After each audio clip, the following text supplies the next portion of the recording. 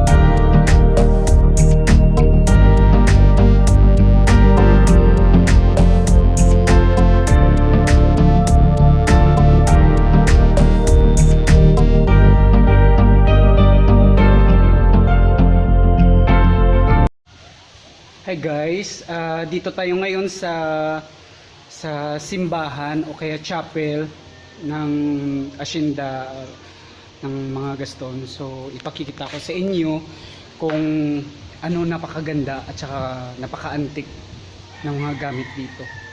So ito yung pagpumasok ka magsa-sign of the cross, ito yun. Yan. Tapos ito yung mga upuan gawa sa kahoy lahat. Pati ito, yan. Gawa, alam mo yung kalesa noon. Ito yung gawa dito. So palibot sa chapel, so gawa talaga sa kalesa yan. Dito tayo ngayon sa yung pinaka-altar nila. Maganda siya. Kasi look at the Belen. So ang Belen gawa siya sa niyog. Ang ganda, sobra. Gawa siya sa Belen. So, yung pinaka-altar nila, ito yung pinakamalaking bato. Inukit ata to. Inukit lang to. Tapos, yan. Maantik talaga siya. So, ang ganda. Yan. Dito. Tapos, ito yung Bali, ito yung pinakaupuan ng mga, yung pare, pag nagmamas, ito yung pinakaupuan nila. Yan, ang ganda. So, para, tsaka pag nagbasa ng libro, o kaya Biblia, ito yung ginagamit, yung stand. Ang ganda. Guys, sa mahilig dyan sa mga antique, so dito pumunta na kayo sa Hacienda Rosalia, sa mga sa bali yung asyenda ng mga Gaston.